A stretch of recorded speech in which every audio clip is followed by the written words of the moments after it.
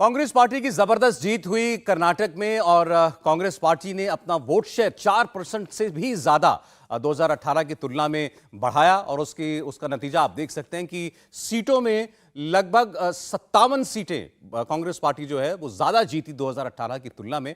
हमारे साथ अभी बात करने के लिए और कांग्रेस पार्टी की इस बेहद शानदार जीत पर अपनी बात रखने के लिए हरीश रावत जी जुड़ रहे हैं, पार्टी के सीनियर लीडर और उत्तराखंड के पूर्व मुख्यमंत्री। हरीश रावत साहब का बहुत स्वागत है।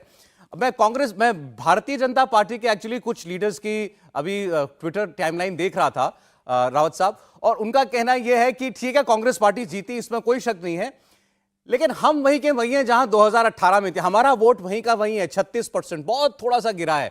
ये तो जेडीएस जो है वो बैठ गई, जो कुमारस्वामी साहब की पार्टी है उसका सारा वोट मिल गया इस बार कांग्रेस पार्टी को, इसीलिए ये नतीजे दिखाई दे रहे हैं। देखिए, हार तो हार है। अब उत्तराखंड के अंदर हमारा वोट प्रतिशत 5.6% बढ़ा, लेकिन हम सीटों में हार गए क्योंकि दूसरी पार्टियों का वोट जो है भाजपा की तरफ शिफ्ट कर गया, जो छोटी छोटी पार्टियां और निर्दलीय थे। तो ये तो चुनावी निष्कर्ष है। वोट उसकी तरफ जाता है जो इस तरीके का वोटर होता है, जिस पार्टी के पक्ष में भावना होती है लोगों की। कांग्रेस के पक्ष में इस समय भावना बन गई थी पूरे कर्नाटक के अंदर, और इस भावना को बनाने में कई फैक्टर्स काम किए। राहुल जी की जो भारत जोड़ो यात्रा थी उसने पूरा परसेप्शन बदल दिया, हमारा पूरा कार्यकर्ता गैल्वेनाइज हो गया। हमारी लीडरशिप, जो स्थानीय लीडरशिप थी, उससे मिल करके काम किया। कैंडिडेट्स का चयन देखिए बहुत पहले कर लिया, उसका नतीजा, उसके डिविडेंड हमको मिला।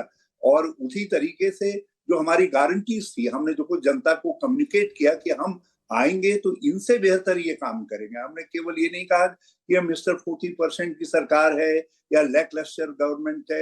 हमने ये कहा कि हम क्या देंगे, हम क्या करेंगे, किस लाइन पर हम कर्नाटक को आगे डेवलप करने का काम करेंगे। और वो हमने उसमें हमारी स्टैंड बहुत पहले से, 1-2 महीने पहले से क्लियर कर दी हमने, और लोगों तक उसको पहुंचाया हमने।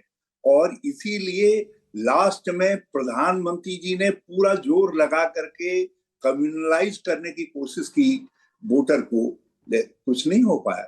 उन्होंने पर्सनलाइज करने की कोशिश की, अपने पर लेकर के आए कि मुझे गाली दे रहे हैं, मुझको ये करते हैं, वो करते हैं, लेकिन उसका भी असर वोटर के मानस पर नहीं पड़ा।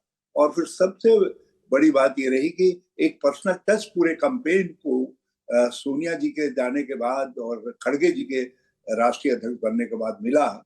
उसने हमारा पूरा कैंपेन बूस्टअप कर दिया। प्रियंका जी और राहुल जी ने बड़ा एग्रेसिव कैंपेन किया। इन दो लोगों के प्रेजेंस से हमको बहुत बड़ी ताकत मिली। कुल मिलाकर के कॉम्प्रिहेंसिव विक्ट्री है, और इसका मनोबल पर बड़ा भारी असर पड़ा है कांग्रेस के भी। जो लोकतांत्रिक फोर्सेज हैं, जो 2024 को जो ताकतें कांग्रेस के चारों साथ मिल करके आगे बढ़ेंगी, उन ताकतों के मनोबल पर बहुत बड़ा असर पड़ा है जी। और जब जब एक चीज और आपसे कहना चाहूंगा, आप अपने आर्काइव से इसको चेक करवाइए कि जब जब जब कांग्रेस पर संकट दिखाई दिया बड़ा, तो कर्नाटक कांग्रेस के साथ आकर खड़ा हुआ, और जब कर्नाटक आकर के खड़ा हुआ है तो कांग्रेस दिल्ली तक पहुंची है।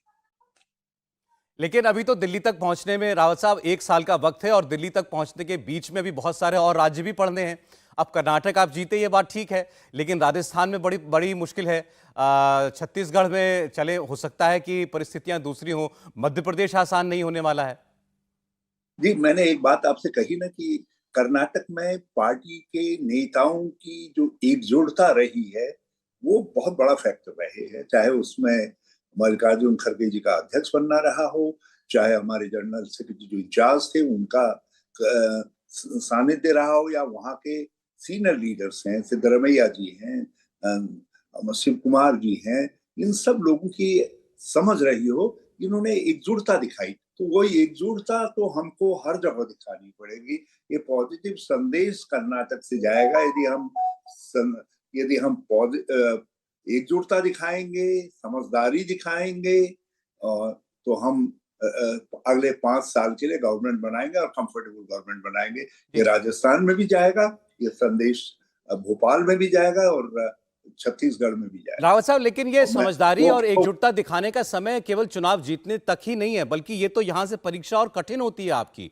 अभी जब तक मुख्यमंत्री नहीं बन जाते और उसके बाद आने वाला कुछ वक्त जब तक सरकार सेटल होती है, आप तो मुख्यमंत्री रहे हैं, उस वक्त तक जब तक सब स्ट्रीमलाइन ना हो जाए तब तक आपको दिखाना पड़ेगा कि हम एक हैं। देखिए, समझदारी तो दिखानी ही पड़ती है और व्यक्ति को एक बात समझना पड़ता है उसमें, यदि आप एक जगह कायम हैं तो फिर पार्टी न्याय भी करती है। मैं 2002 में मेरे साथ स्पष्ट बहुमत था और पार्टी लीडरशिप मुझको बनाना भी चाहती थी, लेकिन किसी कारणवश नहीं बना पाई। तो हमने कई तरीके की परिस्थितियां थी, प्रलोभन थे, लेकिन सबको एक तरफा नजरअंदाज करते हुए साथ रहे। तो अंत में पार्टी के सहारे तो आदमी आगे बढ़ता है। तो ये बात हमारे दोस्तों को भी समझनी पड़ेगी, सब लोगों को समझनी पड़ेगी। आज नहीं तो कल पार्टी ताकतवर रहेगी तो हमारी बारी आएगी। कब तक मेहनत को कोई नकार सकता है? ये संदेश आप क्या डीके शिव कुमार साहब को दे रहे हैं कि आपकी बारी आएगी? अभी शायद इस बार नहीं। नहीं, मैं किसी को नहीं, मैं तो जो है अपने मन की बात, अपनी आत्मा की बात कर रहा हूँ। मैं किसी उसकी बात नहीं कर रहा हूँ। और देखिए, मेरा अपना मानना है, एक जगह पर जो है चीफ मिनिस्टर नरेंद्र तिवारी थे, लेकिन पार्टी के अंदर मेरा वजन उससे काफी बढ़ा क्योंकि मैंने संयम दिखाया। तो जो आपने हमसे सवाल किया कि सरकार बनाने के बाद का भी, तो मैंने वही बात कही कि ये जो कई जगह दिखाई देता है कि कभी झगड़े उठ रहे हैं, तो इसके मैनेजमेंट को से एक सेल्फ मैनेजमेंट का मैकेनिज्म भी जो नेतागण है, क्योंकि जो भी लोग उस तक पहुंचते हैं कि जो क्लेम करते हैं कि हम या उनको लीडर समझा जाता है, तो उसमें एक काफी लंबी यात्रा रहती है। किसी की मेहनत कम नहीं रहती है, मगर उनकी मेहनत को कंसीडर किया जाएगा समय आने पर, और उनकी मेहनत फल लाएगी, जरूर लाएगी। ये दोनों का समन्वय बनाना पड़ता है। जी, रावत साहब, बहुत शुक्रिया आपके समय के लिए, बहुत धन्यवाद आपका और बहुत बधाई आपको एक बार फिर। Thank you very much. India TV हर वक्त हर जगह डाउनलोड करने के लिए सर्च करें India TV news Google Play Store या ऐप स्टोर पर।